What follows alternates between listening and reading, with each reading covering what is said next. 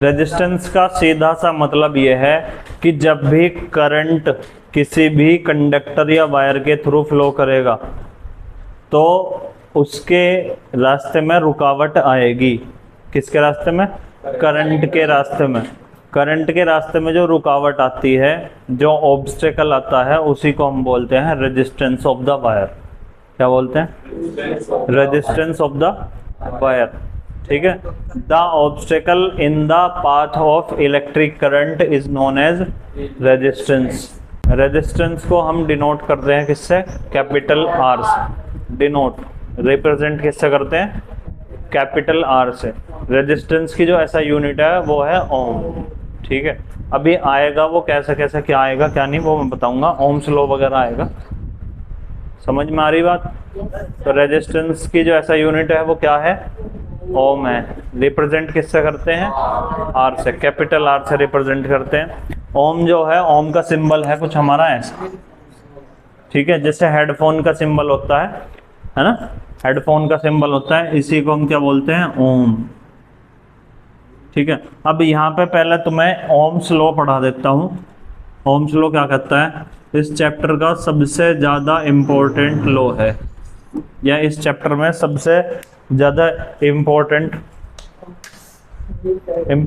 Topic है Ohm's law जो है यहाँ का। क्या कहता है? एक छोटी सी बात कहता है कि मतलब डायरेक्टली प्रोपोर्शनल टू आई। ऐसे इतनी सी बात कहता है बस। V का मतलब पोटेंशियल डिफरेंस, ठीक है, या वोल्टेज। I का मतलब इलेक्ट्रिक करंट। तो ये क्या कहता है कि किसी भी कंडक्टर में जो इलेक्ट्रिक करंट फ्लो हो रहा है, किसी भी कंडक्टर में जो इलेक्ट्रिक करंट फ्लो हो रहा है वो डायरेक्टली प्रोपोर्शनल होता है वोल्टेज के या पोटेंशियल डिफरेंस के। तो क्या कहता है कि इलेक्ट्रिक करंट किसी भी वायर के थ्रू जो फ्लो हो रहा है वो डायरेक्टली प्रोपोर्शनल होता है किसके? पोटेंशियल डिफरेंस के। यानी कि करंट जितना ज्यादा होगा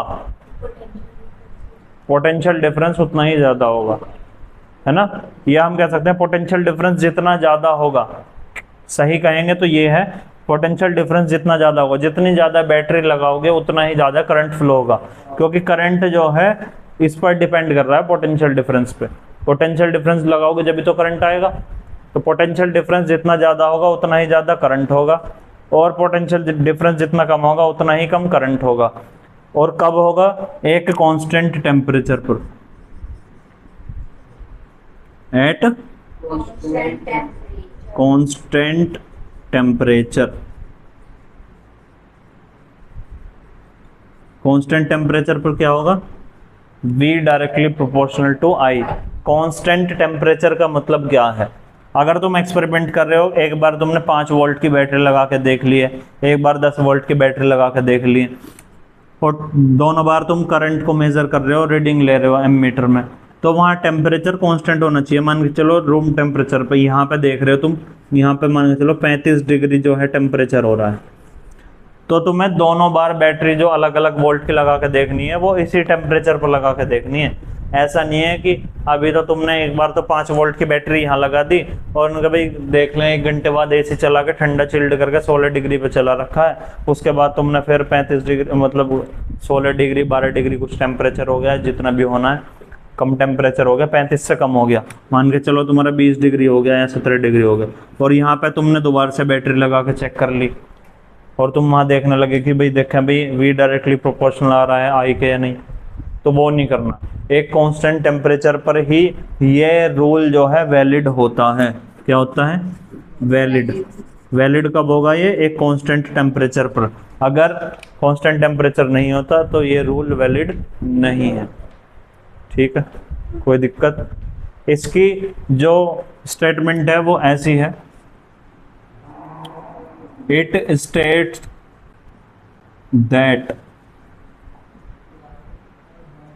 current या electric current flowing through a conductor, electric current flowing through a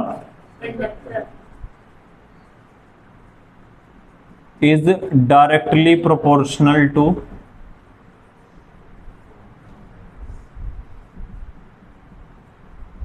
is directly proportional to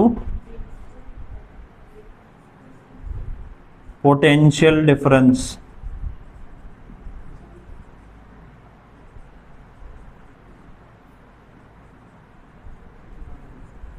through the conductor, conductor के थ्रू जो भी पोटेंशियल डिफरेंस तुमने लगा रखा है उसके डायरेक्टली प्रोपोर्शनल होता है क्या, करंट एट कांस्टेंट टेम्परेचर।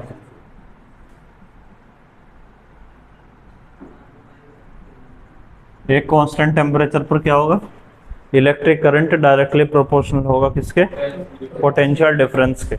ठीक, अब हमारे पास भी डायरेक्टली प्रोपोर्शनल आई है, ये डायरेक्टली प्रोपोर्शनल का साइन हटाने के लिए हम क्या करते हैं, एक कांस्टेंट लगाते हैं और वो है हमारा क्या, तो इसको हम v is equal to I R भी लिख सकते हैं, इसको हम r is equal to V upon I भी लिख सकते हैं, और भी तुम्हारी मर्जी आगे पीछे नीचे ऊपर नीचे करके लिख सकते हो उसको अरेंज करके। तो यही हमारा क्या कहलाता है, ओम्स लॉ। ठीक है, और ये जो r है यहाँ पर, ये r है रेजिस्टेंस ऑफ द वायर या ऑफ द कंडक्टर। क्या है, रेजिस्टेंस ऑफ द वायर या रेजिस्टेंस ऑफ द कंडक्टर। ठीक है, क्या है इसका मतलब हिंदी में, रुकावट, इलेक्ट्रिक करंट के फ्लो में जो रुकावट है वो क्या है, रेजिस्टेंस है। ऐसा यूनिट क्या है इसकी, ओम है। और रिप्रेजेंट किससे करते हैं इसको, कैपिटल आर से रिप्रेजेंट करते हैं। समझ में आ गई बात, समस्या कुछ पूछना आगे से पीछे से कुछ, जैसे यो प्रोपोर्शनल है, हाँ जी, तो यो इंगे मान लो 5 है डी, अरे 10 हो गया, और इनका यो आई 2 था, तो ये 4 हो गए, 7 होगा, 4 होगा, मतलब यो भी डबल होगा, इसमें थोड़ा ना डायरेक्टली है क्योंकि, अच्छा और इनके 5 जुड़ेंगे, 5 जुड़ेंगे, जोड़ना नहीं है। अगर इनके बी में 5 जुड़ गए, भाई देखो एक सीधी सी बात बताना चाह रहा हूँ मैं तुम्हें बस, कि तुम्हारे पास जो है, यहां से निकाल रहा हूं मैं R equal to V upon I से। ठीक है, वोल्टेज हमारी 10 है और करंट हमारा 5 है, तो रेजिस्टेंस हमारा आएगा 2, इसमें तो कोई दिक्कत नहीं है। ठीक है, अब रेजिस्टेंस तो हमारा 2 ही है, अगर मैं वोल्टेज को क्या कर दूं, कितनी कर दूं, 10 की जगह 20 कर दूं, तो जो मेरा I है वो कितना होगा, I कितना हो जाएगा, I हो जाएगा हमारा 10। I क्या था यहाँ पहले 5, 5 से हो गया अब 10। ऐसे अगर तुम इस 10 की जगह 5 कर दो तो फिर और कम, ये कम हो जाएगा। ठीक है, ऐसे, ये नहीं कि मतलब ये जो बढ़ा उसमें इतना बढ़ा देंगे, है नहीं, सही रखा बिल्कुल तुमने। अरे यार मेरे भले आदमी हो, देखो यो हमारे पास रेजिस्टेंस है, ये हमारे पास वोल्टेज है, ये हमारे पास करंट है। मैं वोल्टेज को बढ़ा रहा हूँ तो मुझे करंट निकालना है, तो करंट कैसे निकलेगा, V अपॉन R, तो ये V है और ये R है, तो करंट कितना आ गया, 10 आ गया। पहले करंट था कितना, 5, अब 5 से 10 हो गया, वोल्टेज मतलब पोटेंशियल डिफरेंस बढ़ाने से क्या हुआ, करंट डबल हो गया, क्योंकि हमने क्या करा था, वोल्टेज बढ़ाई थी, वोल्टेज डबल करी थी, है ना, वोल्टेज क्या करी थी, 10 से 20 कर दी, डबल करी।